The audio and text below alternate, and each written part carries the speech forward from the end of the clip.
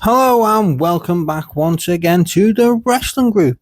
I'm your host as always, Ryan, and today we are going to be doing our preview and predictions of Ring of Honor Final Battle. That's right, the pay-per-view is on tonight on Ring of Honor Club. I'll be watching tomorrow morning, obviously living in the UK. I'm not staying until 1 o'clock to watch it, so I'll watch it tomorrow morning. So I thought, why not give our preview and predictions for tonight's pay-per-view. So if you haven't already, please do subscribe to the Wrestling Group, and don't forget you can always leave your predictions in the comment section below and we can compare them after the event.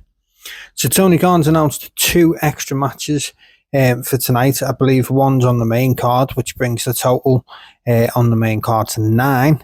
And one's on the pre-show. But at the minute, there's only one match announced on the pre-show, so I'd imagine we get either 1 or 2 of these will get bumped down to the pre-show, or we'll get another couple of matches announced probably just before the pay-per-view. So in the pre-show match, we have Ace Austin, recently signed from TNA. And he's joined the Bang Bang Gang. We've only seen him in a couple of matches so far on AEW. Obviously, if you've watched him in TNA, he's got a great pedigree behind him. Former X Division champion, former tag team champion. You know, he's a really, really talented wrestler. And he is facing off against Lee Johnson, who we've seen recently teaming with Blake Christian. And they've been known as the Swirl, I think they call themselves now, isn't it? The Swirl. A really good tag team. I've enjoyed watching them grow as a team, and hopefully we get to see them as future Ring of Honor Tag Team Champions. But yeah, so this is on the kickoff show. So for me, I'm going to say, I mean, either one could really win to 50-50. Both talented guys, but I'm going to say Ace Austin's going to pick up the victory in this one. So up next was another match that was announced today, and it is Eddie Kingston. He is returning to Ring of Honor. Obviously, he faces Samoa Joe next week at AEW's Winter's Coming episode of Dynamite. He'll be facing for the AEW World Championship. But tonight, he is going to be facing former Pure Champion Josh Woods. I'm a big fan of Josh Woods. Really liked his reign as the Ring of Honor Pure Champion. For me, he's felt a little bit lost since AEW took over Ring of Honor. You know, he's a bit up and down. I feel like he should have had another championship by now. He should have either been Pure Champ again, Television Champion, or even the World Heavyweight Champion. I'd like to see him start pushing. Like, I know he's doing the whole storyline at the minute with the faction and that, but I'd like them to start pushing Josh Woods. I'm a fan of his, so but you know, with Eddie having the match against Samoa Joe next week, obviously Eddie Kingston will be picking up the victory in this one. So we'll move on next to one of the women's matches. We have 3 women's matches, is it, tonight? So one of the matches we have is Mercedes Moné. She'll be defending her not so long won the Ring of Honor Women's Television Championship. She defeated Red Velvet for it. Well, originally she defeated Mina Shirakawa for the interim championship, but then obviously when Red Velvet returned from injury, they then faced obviously for basically the legit title, if you like. Anyway, Mercedes beat Red Velvet a couple of weeks ago to solidify her as being the Ring of Honor Television Champion, and now they're getting a rematch. And to be honest, yeah, I'm not really too bothered by this match. I don't see Red Velvet as a threat to Mercedes Moné. You know, like I say, the only 2 women that have pinned her since coming to AEW have both been AEW Women's Champions at the time. You know, we have Toni Storm, who's been basically the biggest thing in the women's division for AEW, and Kris Statlander, who's been, you know, consistently great in the whole 6 years. So I can't see Red Velvet defeating Mercedes. A little bit disappointed that we didn't get a different match. You know, we did just have this match a couple of weeks ago, like say on Dynamite, or even if they'd held off having it from Dynamite just for this pay-per-view, which is what I was originally expecting, I might have been a bit more interested, but I just think Mercedes just picks up the victory again. But I think we should have really had a different challenger. I think it'd have been better if we'd have got someone else. But, Mercedes has been having great matches. She doesn't tend to have bad matches. The first one was pretty decent, so I expect the same again. But yeah, Mercedes will be retaining her championship. Up next, we look at Shane Taylor Promotions, which is Shane Taylor, Charlie Bravo, and Captain Sean Dean. And they will be defending their Ring of Honor 6-man tag team championships against Skyflight, which is obviously Scorpio Sky, Dante Martin, and Darius Martin. They've become a faction as of late with Christopher Daniels in their corner. It's about time we started seeing some direction from Scorpio. He's been obviously on and off TV, up and down, over the last couple of years, but he seems to actually have a bit of direction now. I've always liked Top Flight. I just think they're lacking basically character, charisma, promos. To be fair, which so does Scorpio Sky, so I'm surprised that they did actually team them all together.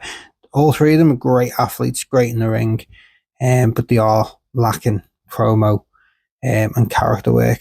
So maybe pairing them with Christopher Daniels isn't a bad idea, because obviously we have the Fallen Angel, great character, great gimmick. And they'll be facing, like I say, the tag team champions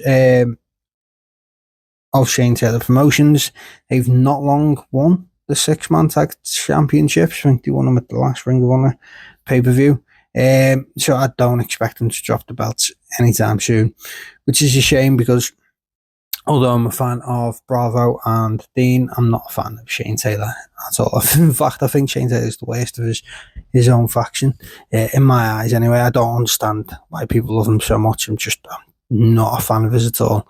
I would prefer Scorpio and Dante and Darius to win, obviously Skyflight, but I think Shane Taylor Promotions are going to pick up the victory because they've not held titles too long. And up next, we have the first AEW Championship to be defended on a Ring of Honor show. It's going to be Ricochet, who is the newly and first crowned AEW National Champion. So Ricochet will be taking on Dalton Castle, former Ring of Honor World Heavyweight Champion. It should be a good match. I expect, obviously, the Outrunner's probably going to be at ringside for Dalton Castle. Gates Wagner are probably going to be at ringside for Ricochet, so we could see them even squaring off. Although, to be honest with you, I'd just make that a kick-off show match. If I was Tony Khan, I'd just put the Outrunners versus Gates Wagner. Why not? Be a good match. But yeah, like I say, Ricochet, not long, won the championship. He's the first ever. I can't imagine him dropping the belt straight away to Dalton Castle, but it is good to see him defend it. Obviously he said the idea of the national championship was to be defended across all promotions. So his first title defense being in Ring of Honor is pretty good. And the fact that obviously, like I say, no AEW championship has ever been defended on a Ring of Honor show before. Obviously, we've had Ring of Honor championships defended on AEW shows, but never the other way around. So this would be a first. But yeah, I fully expect Ricochet to pick up the victory and to retain his title. So up next, we will look at the Women's Ring of Honor Pure Championship. So this is the tournament final. This should be the crowning of the inaugural Ring of Honor Women's Pure Champion. Obviously, Deonna Purrazzo got to the final by getting a bye. Unfortunately, Queen Aminata is still injured, so she forfeited her position. And Deonna Purrazzo got a bye into the final. And then last night, we've seen Billy Starks pick up the victory against Yuki Sakazaki to get into the final. Obviously, Billy is a former, in fact, she was the inaugural, wasn't she? Ring of Honor Women's Television Champion. So we have former Ring of Honor Television Champion, obviously Deonna Purrazzo. I don't need to tell you her history. She's a multi-time knockout world champion. So, but for me, when this tournament was announced, and Deonna, thank God, was actually put in it, because we haven't seen much of her in a while. So I'm glad that they announced her in this tournament. And as soon as I seen her name, I thought, it's just a perfect title for Deonna. to me, she should be a world champion. I love Deonna Purrazzo. I think she's a brilliant wrestler. I loved her runs in TNA as the Knockouts champion. Do you know what? Since TNA lost Deonna, Jordan Grace and Trinity, or also known as Naomi and Mickie James, they lost all four of them in a short period of time, didn't they? And I don't think the women's division has recovered since. It's been so up and down. We've had NXT wrestlers win it. It's just been all over the place, to be honest. But let's be honest, TNA is all over the place at the minute. But yeah, I expect fully. I said it at the beginning, and I'll back it. I'm glad Billy's going to be in the final. I really like Billy Starks. I think she's great. She's got a fantastic future ahead of her. She's been great working with Athena for the last 2 years. She's been improving really well. But for me, Deonna Purrazzo is a technical expert and should be the very first AEW Ring of Honor Women's Pure Champion. So we'll move on next to the tag team match for the Ring of Honor Tag Team Championships. So I'm not 100% sure on this. Is this Sammy and... Because obviously Sammy and Dustin were champions, weren't they? And then they said he had to vacate the titles because Dustin couldn't compete. So then Sammy got a new partner, which was ROH. And then obviously Sammy and ROH won the tag team titles. So that started a whole new reign. And then ROH got injured. But is this again them vacating the titles? Or is this Beast Morto stepping in for the injured ROH as still part of La Faction Ingobernable? I'm not 100% sure on that, but they will be facing off against Dynamite Kid Tommy Billington, who I've enjoyed watching since he joined Ring of Honor, and Adam Priest. I'll be honest, I can give or take Adam Priest. You might remember these two. They faced off against FTR 2 weeks in a row on Collision, lost both of them, but they now find themselves with a chance to become Ring of Honor World Tag Team Champions. I'm not sure why, but nevertheless, it should be a pretty decent match, but I can't look past Sammy and Beast Mortos for the win. So whether it'll class as a retain or whether it's a new reign, or I'm not 100% sure. To be honest, I was surprised anyway when Sammy went with ROH to begin with, because I always thought that Sammy would have gone with either Beast Mortos or Drew Lestico, to free up obviously ROH to go for the World Championship, which is obviously what was supposed to happen at this pay-per-view, but of course ROH is injured. But yeah, I expect Sammy and Beast Mortos to pick up the victory and become new or retain. I'm not 100% sure. But they will be Ring of Honor Tag Team Champions at the end of the show. So up next we have a 30-minute Ironman match between Nigel McGuinness and Lee Moriarty. So I'm a little bit disappointed with this one, as it's, I'm really excited to watch, obviously, a 30-minute Ironman match between Nigel McGuinness and Lee Moriarty, both technically great in the ring. They seem to have quite a bit of chemistry as well. This will be the third match. This is the rubber match between them. Obviously, Lee has a victory and Nigel has a victory.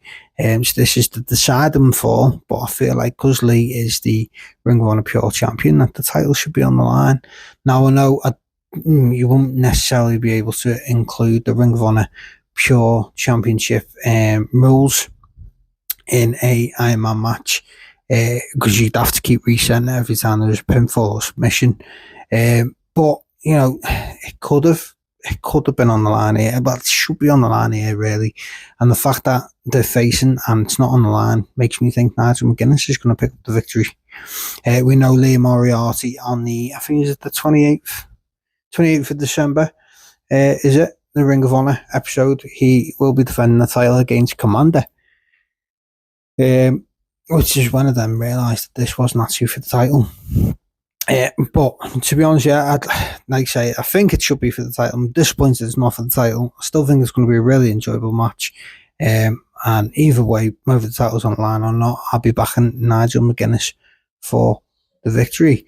So that only leaves us with 2 matches left, and it's both World Championships. So we have the Ring of Honor Women's World Championship, which is obviously our forever champion Athena, which I believe her reign is now, is it 1,100 days or thereabout, as the Ring of Honor Women's World Champion, and she'll be facing Persephone, who we've obviously seen coming in and out of AEW and Ring of Honor over the last few months. It's got to go follow him. Fans seem to have enjoyed the work so far. She had a really good match on Ring of Honor this week, just gone. I think she's in CMLL, isn't she? Didn't she win the Grand Prix either this year or last year? I can't remember now. She's got a good future ahead of her, Persephone. But she isn't signed, is she? She's not signed to AEW in any way, shape, or form. So I'd be very surprised if they're willing to put the title on her, considering she's not actually signed to Ring of Honor or AEW. I can't imagine Athena dropping the belt to her after 1,100 days, drops it to one that's not actually signed. So for me, I'm going to go with Athena picks up the victory to retain. So that brings us on to the main event of the evening. Like I say, originally it was supposed to be Bandido versus ROH for the Ring of Honor World Championship, but ROH is injured. We don't know how long he's going to be injured for. But Bandido is the champion, and for me, it has been a wrestler of the year for 2025. He's been phenomenal. I don't think anyone has had as many banging matches as what Bandido has. He's defended the Ring of Honor World Championship on numerous occasions now. He had a great run as AEW Tag Team Champion with obviously Brody King. But now he is defending his championship in a survival of the fittest match. So it's Bandido versus Blake Christian versus Beast Mortos versus Sammy Guevara, which is quite interesting considering them two will be teaming together for the tag team titles. Against Commander, who obviously won the survival of the fittest match last year, Final Battle, was it? I think it was the Final Battle 2024 when he became the Ring of Honor television champion. And Hechicero, who has challenged Bandido twice so far for the Ring of Honor World Championship, obviously once in Ring of Honor and once in CMLL, where he in fact dislocated the shoulder of Bandido. So obviously this is an elimination style match. Anything can happen. Like I say, there's going to be 6 people in the ring at any one time, obviously until the eliminations start happening. It's a perfect chance to actually take the belt off Bandido if they wanted to. It's a multi-man match, so it's not going to be easy, is it? It's probably going to run on for a while as well. But to be honest with you, looking at this, I'd be happy with most of these being the world champion, to be fair. I don't think there's any of these that I wouldn't be happy with as world champion, because I like them all.